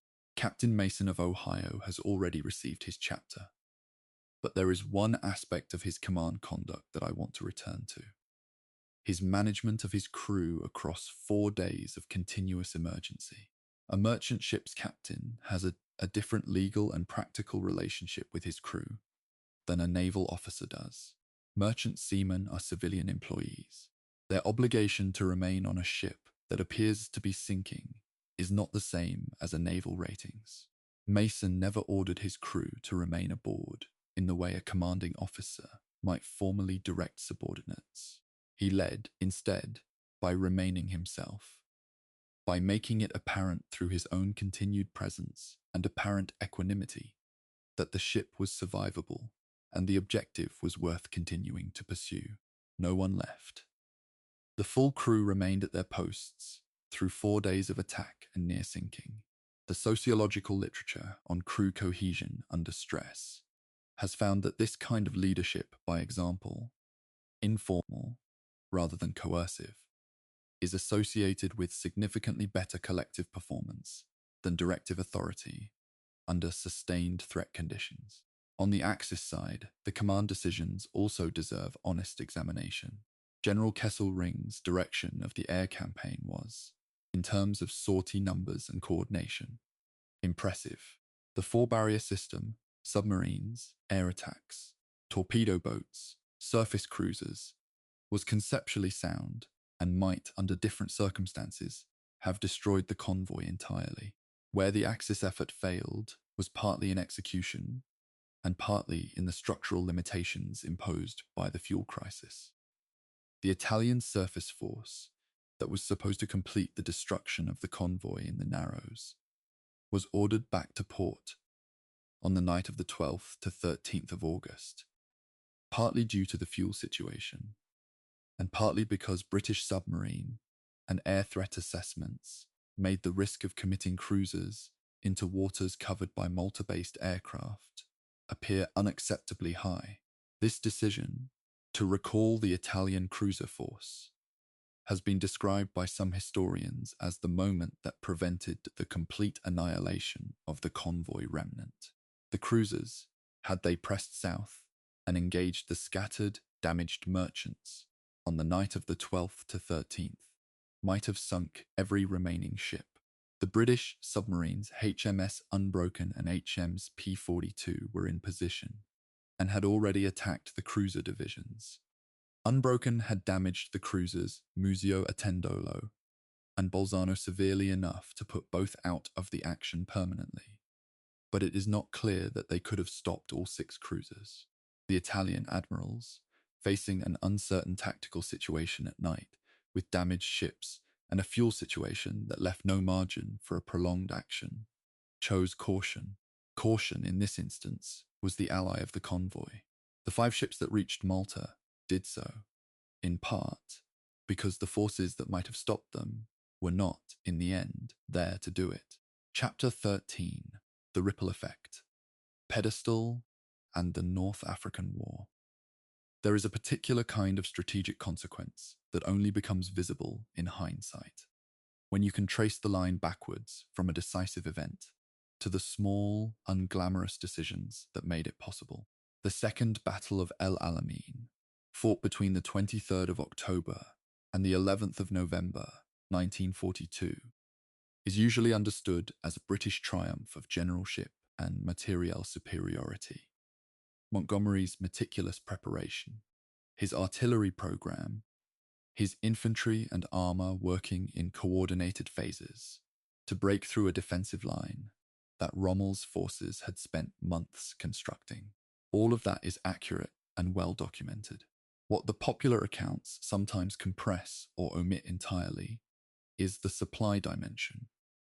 The degree to which Rommel's capacity to fight and sustain that battle had been systematically dismantled in the weeks before Montgomery's offensive began, and the degree to which that dismantling was the direct work of the Malta-based forces that Operation Pedestal had, by the thinnest possible margin, kept operational. The mechanism is straightforward once you lay it out. The Malta-based submarine flotilla, operating from the base at Lazaretto Creek on Manuel Island, in Grand Harbor, had been reduced to minimal operations through the summer of 1942, as fuel and torpedo stocks fell below minimum operational levels. Pedestal's delivery of fuel allowed the flotilla to resume full operations from approximately the 17th of August, 1942. Within 6 weeks, the submarines working from Malta had, in combination with Malta-based aircraft, imposed what the German and Italian quartermaster staffs described in their own records as catastrophic losses on the Axis supply route to Tripoli and Benghazi. The figures that emerge from both Allied and Axis records are largely consistent. In September and October of 1942, the Axis lost somewhere between 30 and 35% of all supplies shipped to North Africa by tonnage. During October alone, a month before Alamein, Italian records indicate that approximately 60,000 long tons of supplies, ammunition, and, critically, fuel oil for armored vehicles and aircraft were sent to the bottom of the Mediterranean before they could reach Libya. Rommel himself was specific about this in his private correspondence and in the operational diary maintained by his headquarters staff. Writing in mid-October 1942, he described the supply situation in terms that any logistician would recognize as a terminal diagnosis. His armored forces had fuel for approximately 2 to 3 days of mobile operations. His anti-tank gun batteries had ammunition for between 1 and 2 engagements.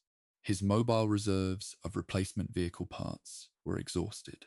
He had made repeated requests through the chain of command for emergency supply shipments, and those requests had been partially answered.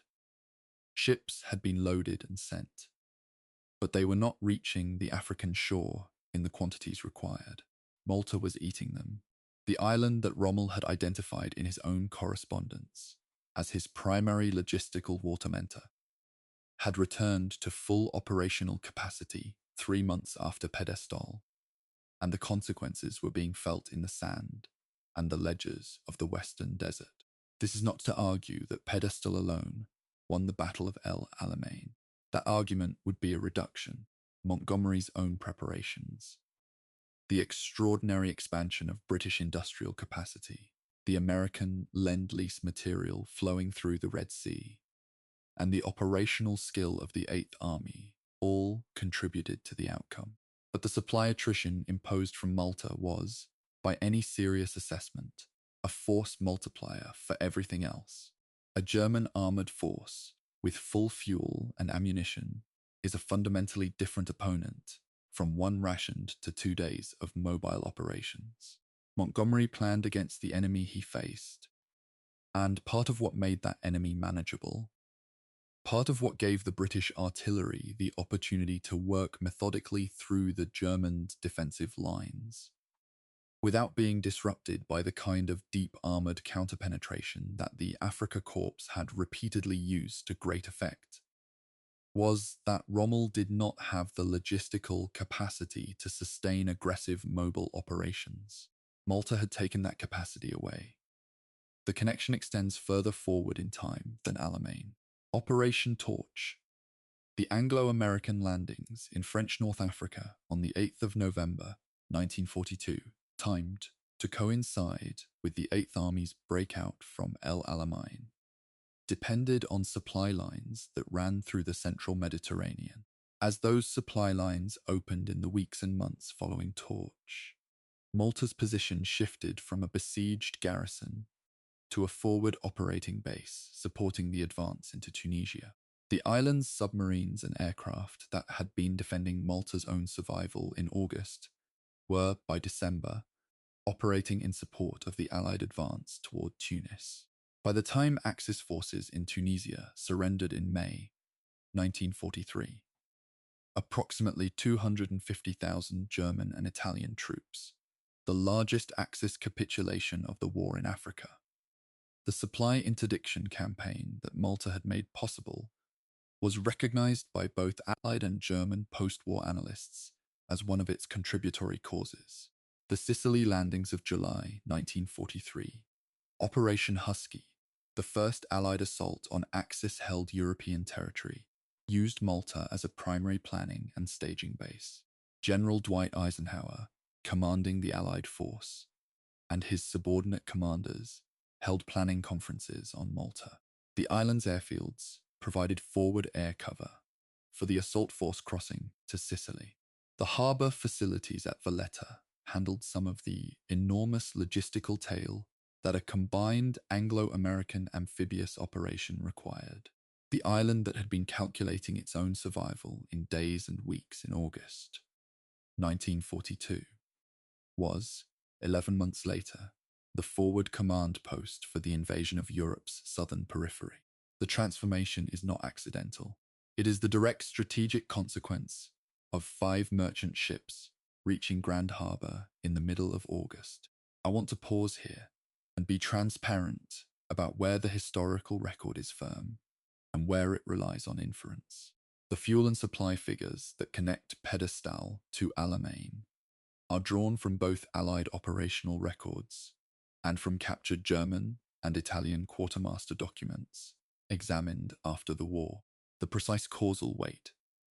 How much of Rommel's logistical failure at Alamein was due to Malta specifically, versus the general expansion of Allied maritime power in the Mediterranean, versus the demands of the Eastern Front reducing German supply priority to the African theatre, is genuinely contested among serious historians of the North African campaign. The British official history, produced by Major General ISO, Playfair and his co-authors in the 1950s and 60s, gives Malta's interdiction campaign a central causal role. Some more recent German language scholarship has given somewhat more weight to the Eastern Front's priority claims on German logistics. Both positions have evidence. What is not seriously in dispute is that Malta's operational resumption after Pedestal correlated precisely with the period of maximum supply attrition on the Axis African routes. The Italian perspective on this period is, in some ways, the most revealing of all.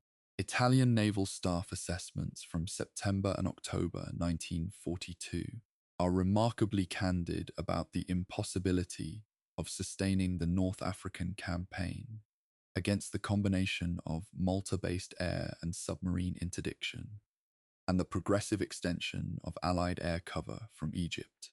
There is a document from Supermarina, dated approximately the 20th of October, 1942.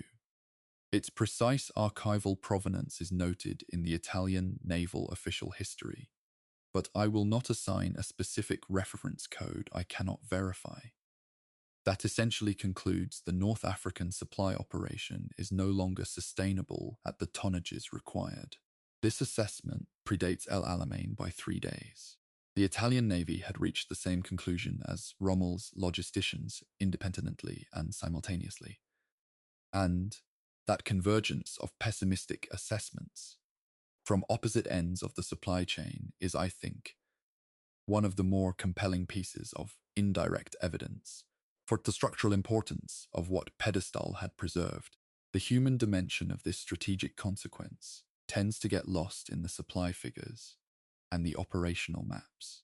The soldiers of the 8th Army who fought at El Alamein, the Australians of the 9th Division in the northern sector, the New Zealanders, the South Africans, the British infantry divisions, the tank crews of the 1st and 10th Armoured Divisions, had no direct knowledge of the Malta convoy that had 8 weeks earlier been instrumental in degrading their opponent's logistical capacity.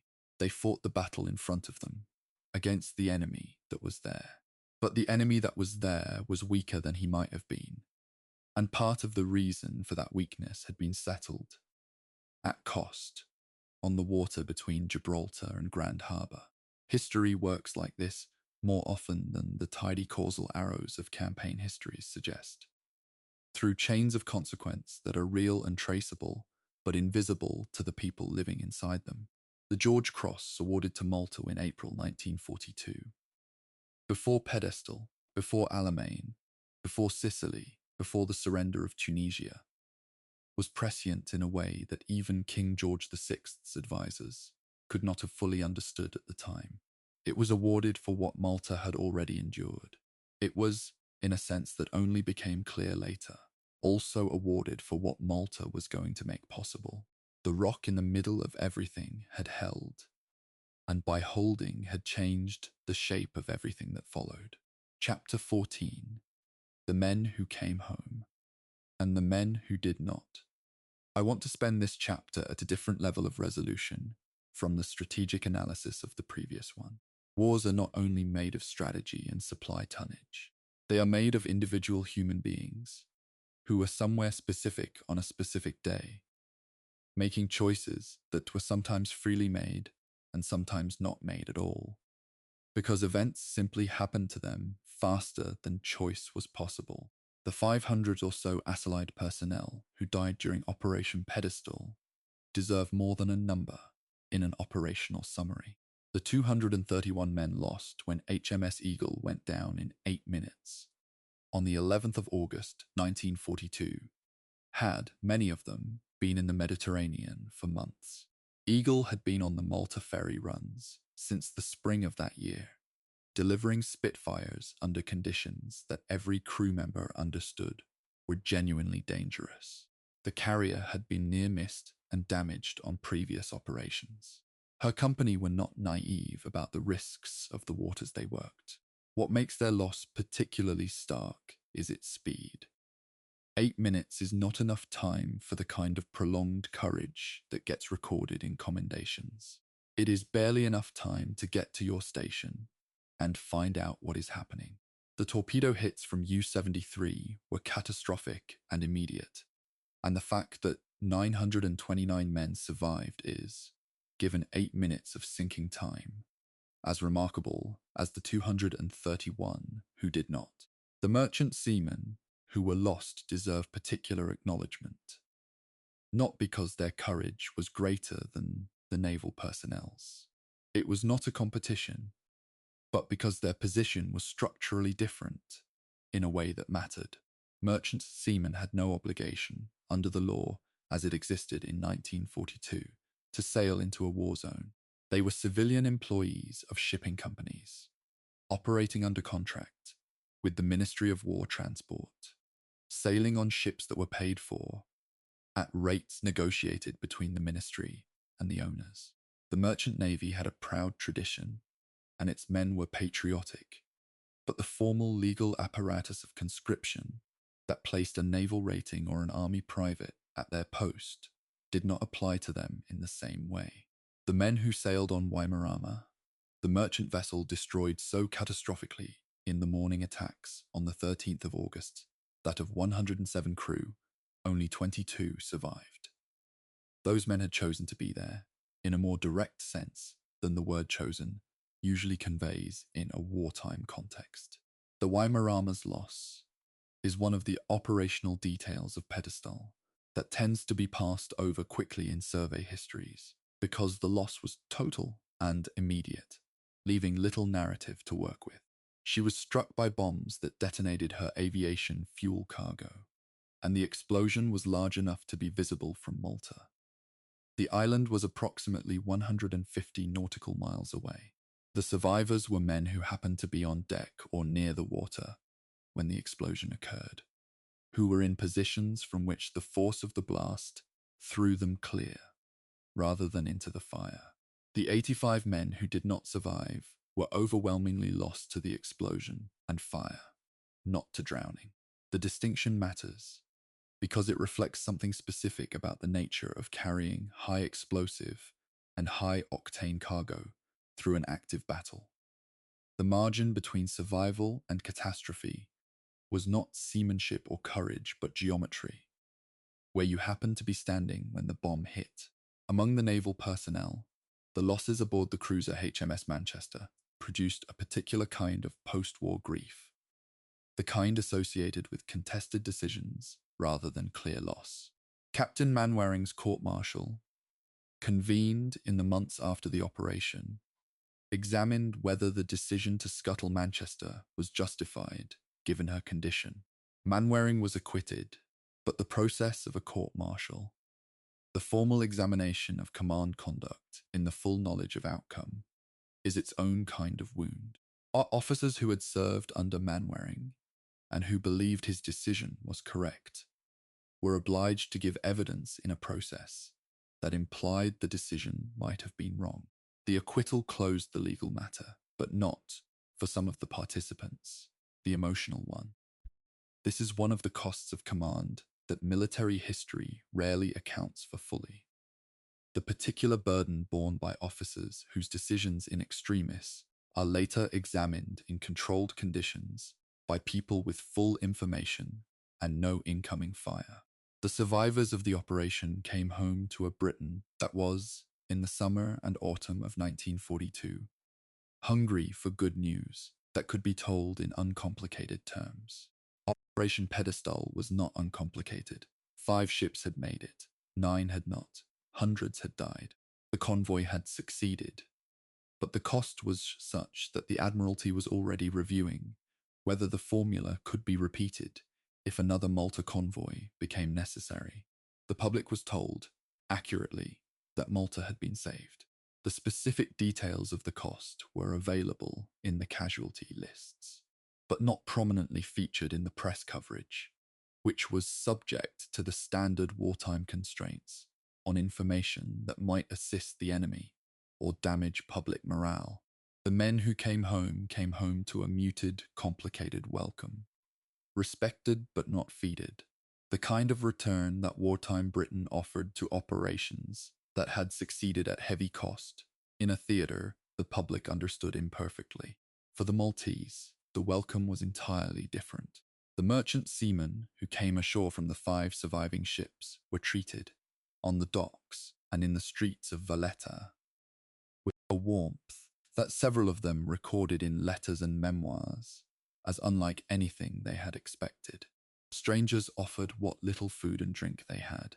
Women pressed religious medals into the sailors' hands. Children ran alongside the men on the dock road. The connection between the ships and the island was not abstract for the Maltese.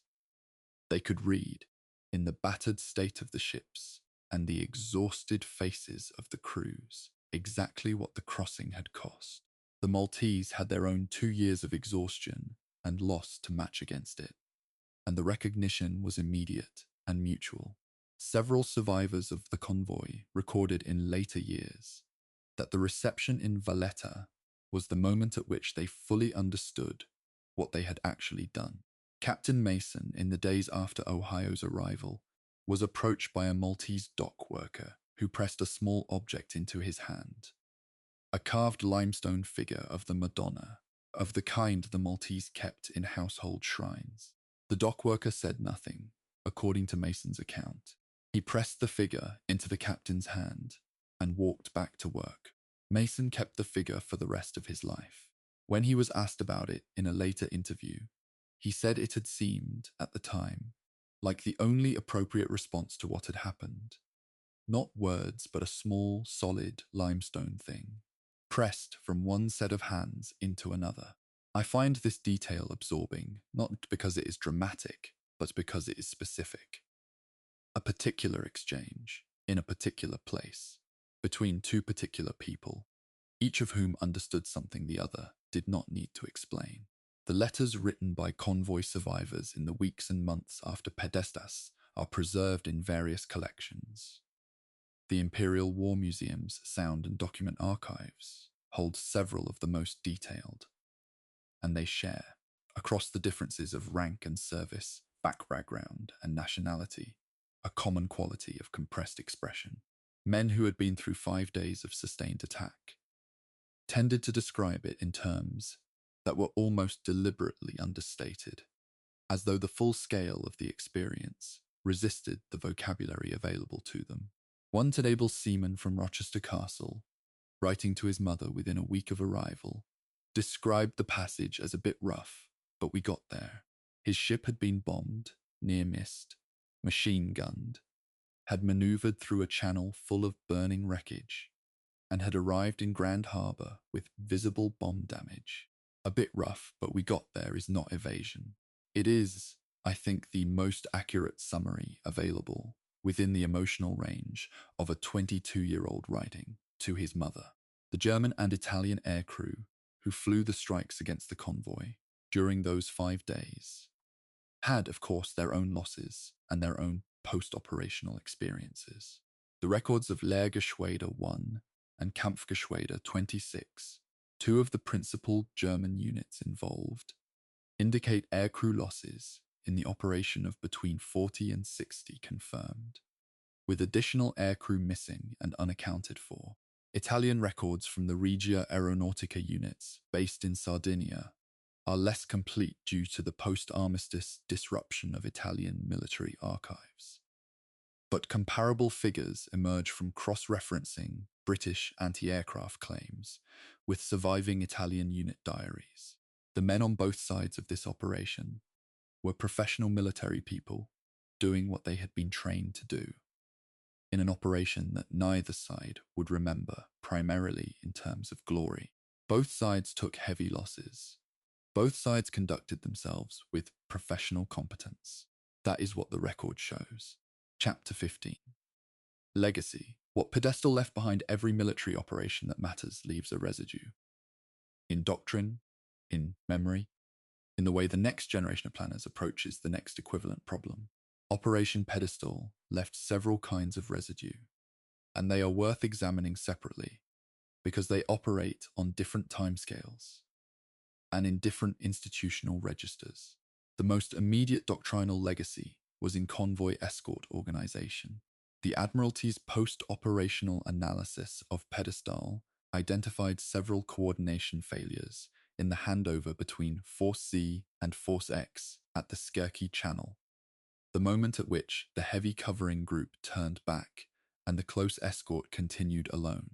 The analysis noted that communications between the two forces during the transfer phase had been inadequate, that the timing of the Force C withdrawal had left Force X without sufficient time to consolidate before the Narrows Passage, and that the loss of Nigeria as Burroughs' flagship at the critical moment of the battle had compounded existing communications deficiencies. These observations were incorporated into planning guidance for subsequent convoy operations, including the operations that supported the landings in Sicily and Italy in 1943. Convoy protection doctrine, as it evolved through the last 3 years of the war, was partly shaped by the specific failures identified in Pedestal's conduct. The second doctrinal legacy was in the use of carrier-based air power in confined waters, the loss of Eagle and the damage to Indomitable. The latter was struck by 2 bombs on the evening of the 12th of August, and had her flight deck put temporarily out of action, losing the ability to operate aircraft at a critical point in the battle, raised fundamental questions about the survivability of aircraft carriers in the Mediterranean, where the proximity of land-based Axis air power meant that any carrier operating east of the Balearic Islands was within range of attack from multiple directions. The answer that emerged from the analysis was not to avoid using carriers in the Mediterranean. The strategic requirement was too great for that, but to revise the rules of engagement governing how close they operated to Axis air bases, and to increase the priority given to anti-submarine screening around carrier task groups.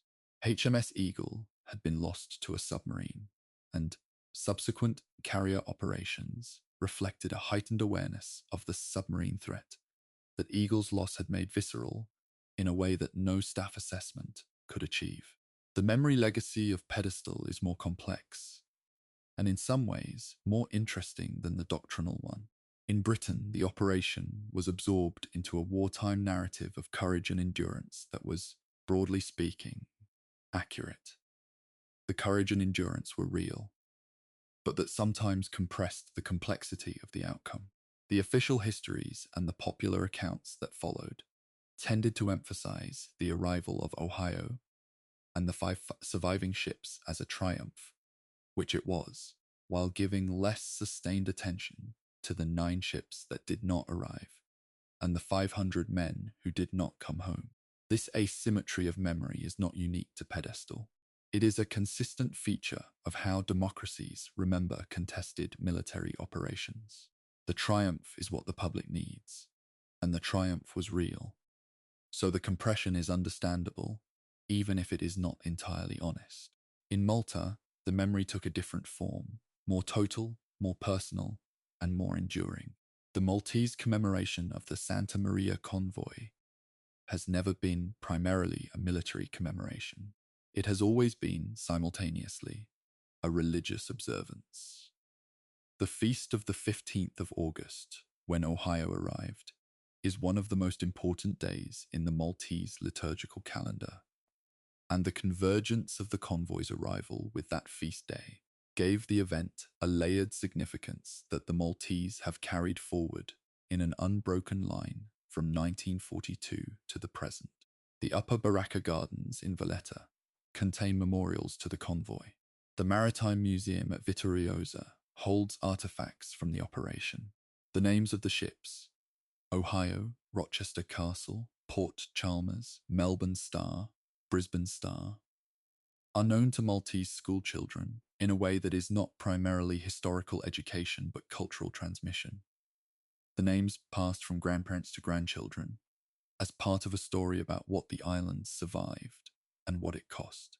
The individual ships themselves dispersed, after the war, into the ordinary dissolution of wartime maritime assets. Rochester Castle and Port Chalmers returned to commercial service and were eventually retired and broken up at British yards in the 1950s. Melbourne Star continued in service under the Blue Star Line.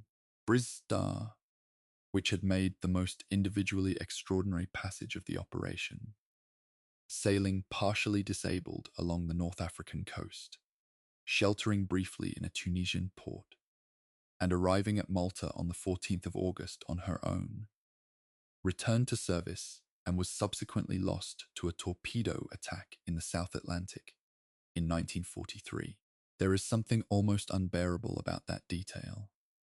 A ship that survived every attack the Axis threw at it during Pedestal, that made an independent passage of extraordinary ingenuity along the North African coast, that limped into Grand Harbour with her bow damaged and her crew exhausted, sunk 8 months later in different waters on a different operation.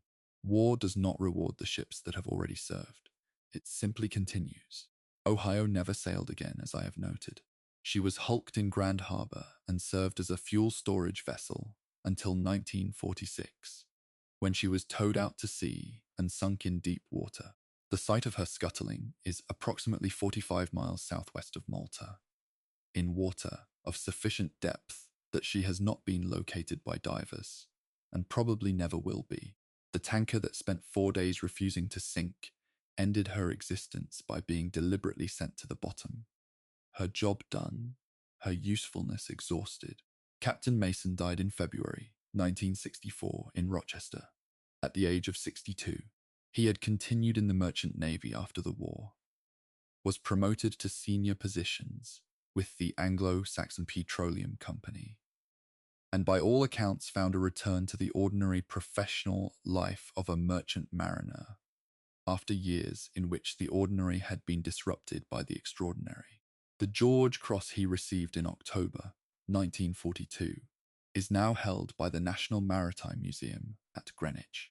The historiographical debate over Pedestal has never fully closed, and I think this is appropriate. Operations this complex and this costly should be examined and re-examined, because the examination is how the military profession learns. The central question, whether the costs were proportionate to the results, is answerable in the affirmative. Only if you accept that Malta's survival was strategically indispensable, which requires you to accept the causal chain connecting Malta's interdiction campaign to the North African campaign's outcome. Most serious historians of the Mediterranean War accept this chain. Some German language scholars, working from the German side of the operational records, give somewhat less weight to the Malta factor and somewhat more to the Eastern Front's claim on German logistical capacity. The debate is not resolved, and I have tried in this series to represent it honestly, rather than flatten it into a clean verdict. What I am confident of is that the debate takes place because the people who made the decisions and took the risks and paid the costs deserve the rigor of honest scrutiny, what Pedestal ultimately represents. And here I am offering interpretation rather than operational fact. So take it with the appropriate critical distance, is a particular kind of human problem that recurs throughout military history. And, for that matter, throughout the history of any collective enterprise under pressure. The problem of the irreplaceable asset that can only be held at costs that may seem disproportionate until the moment the alternative becomes clear. Malta was irreplaceable in 1942 because there was nothing else in the Mediterranean, with its combination of geographic position, existing infrastructure, and the accumulated operational knowledge of the crews and commanders who had been defending it for 2 years. To abandon, it would have been to write off not just the island, but 2 years of investment in people and systems and capability. The Admiralty understood this. Churchill understood this. The convoys. All of them, from 1940 through the Santa Maria Convoy of August 1942, were the expression of that understanding in steel and blood and aviation fuel. There is a moment that I keep returning to, not because it is the most dramatic in the operation, but because it seems to me to contain something essential. It is the moment, sometime in the early hours of the 15th of August, when the commander of HMS Penn looked astern from his bridge and saw Ohio still behind him, still afloat, still moving, slowly, erratically, held between 2 destroyers, but moving. By any structural calculation, she should not have been there. By any engineering assessment, she should have been at the bottom of the Mediterranean 48 hours earlier. And yet she was there in the dark 6 knots, Malta growing slowly out of the pre-dawn horizon ahead. Whatever word you want to use for that. Persistence, stubbornness, the refusal of an inanimate object to comply with physical expectation. It seems to me to be the most accurate image for what the entire operation and the entire siege had been about. Not triumph, not the clean arc of victory, just an old tanker, badly broken, still moving toward the harbour. The lights of Valletta were visible by the time it was fully light.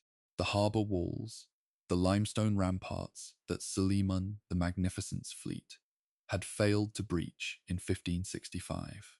The same walls that had absorbed 3 years of bombardment from the most powerful air forces in Europe.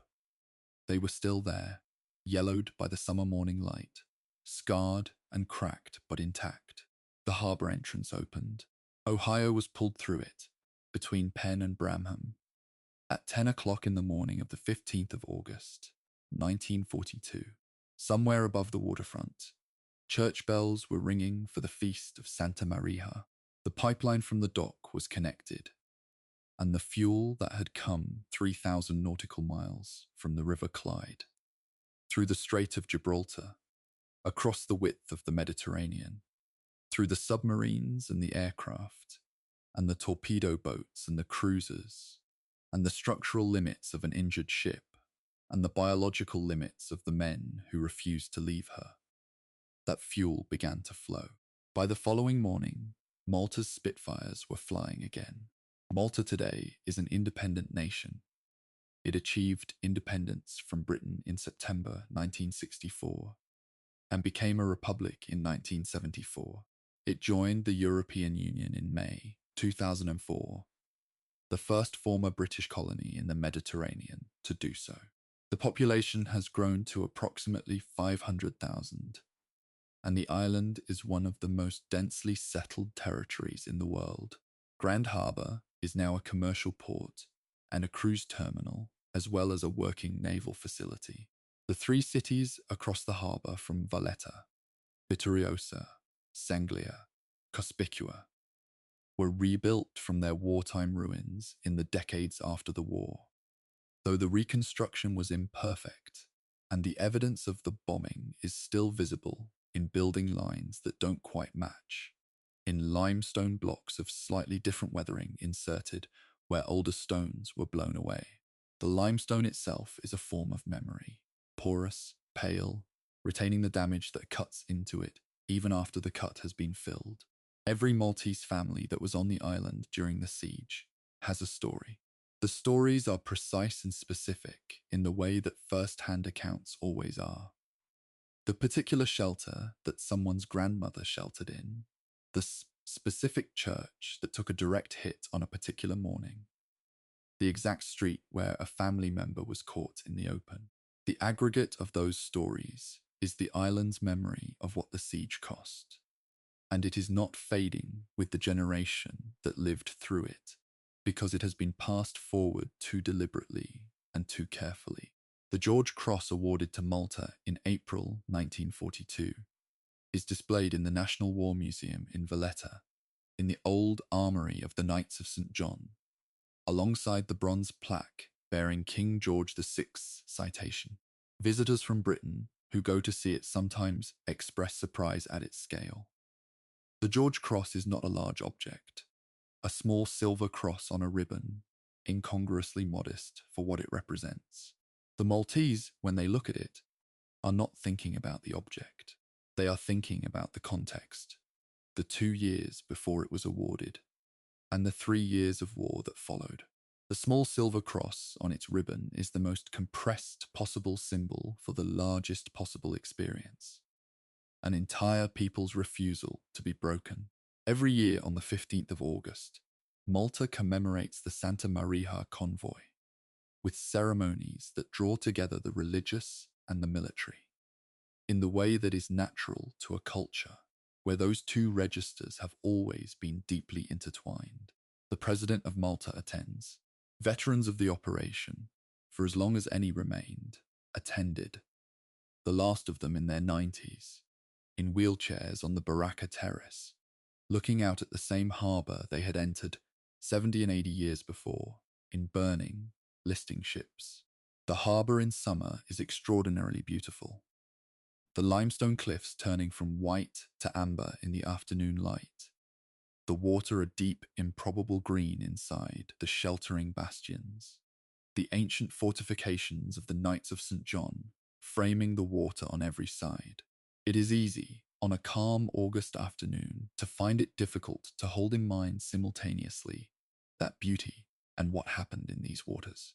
Operation Pedestal was not the last convoy to Malta. Several smaller operations brought additional supplies through the autumn and winter of 1942, as the strategic situation in the Mediterranean changed with Torch and Alamein and the clearing of the Axis forces from North Africa. But it was the last time Malta's survival was genuinely in the balance.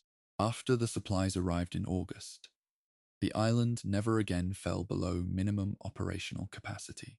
The siege in its most acute phase, the siege that had lasted from early 1941 to the 15th of August, 1942, was over. The rock had held. I began this series by saying that the difference between victory and catastrophe in this operation was measured in hours. Having spent 15 chapters with the material, I want to revise that slightly. The difference was also measured in something harder to quantify. In the decisions of individual people, Captain Mason staying on his bridge, the crew of Waimarama at their stations, Burrow transferring his flag from a torpedoed cruiser to a destroyer, and continuing to direct the battle, Park holding his fighter reserves, until the moment they could actually reach the convoy, the dockyard workers of Malta coming up out of the limestone tunnels every morning to repair the infrastructure being destroyed around them. Decisions made under pressure, in incomplete information, with the full range of human fear and exhaustion as a backdrop. The supply figures and the sortie counts and the tonnage delivered are the skeleton of this story. The flesh and blood of it is the choices people made when choosing was hardest. That is what I want to leave you with. Not a neat strategic verdict, though the verdict exists, and it is, broadly, that Pedestal succeeded at a cost that was at the outer limits of what was bearable, and that the success was strategically decisive. Not a roster of heroism, though the heroism was real and documented and entirely deserved. but the image of an operation that worked because individual human beings, at dozens of specific moments across 5 days of sustained attack, chose to keep doing the thing they were there to do. Ohio at 6 knots between two destroyers. Melbourne Star recalling her crew from the water and sailing her burning ship to harbour. The limestone workers coming back to the dockyard. The Spitfire pilots towed to the runway because there was no fuel to taxi. The George Cross in the museum case, smaller than you expect. The harbour, amber in the afternoon light, still open, still there. Thank you for being here for all 15 chapters. This is exactly the kind of history that deserves the time you gave it. 15 chapters, 14 merchant ships, 5 that made it, 1 island that held. If this series has done what I intended, you are not leaving with a clean feeling of triumph. You are leaving with something more useful. A precise understanding of how a seemingly local naval operation shaped the entire outcome of the North African War. That understanding is yours to keep. If you want more long-form documentary history in this style, no filler, no smooth algorithm-generated narration. Just a researcher in a study with a pile of operational records and a genuine need to tell you what they found. Then subscribe and turn on notifications so you don't miss the next series. Drop a comment below telling me which moment in this story stayed with you most. I read every single comment, everyone. The next series is already in preparation. I will tell you what it is when it is ready. Until then, stay curious, stay patient, and remember that the most important stories are always the ones that take time.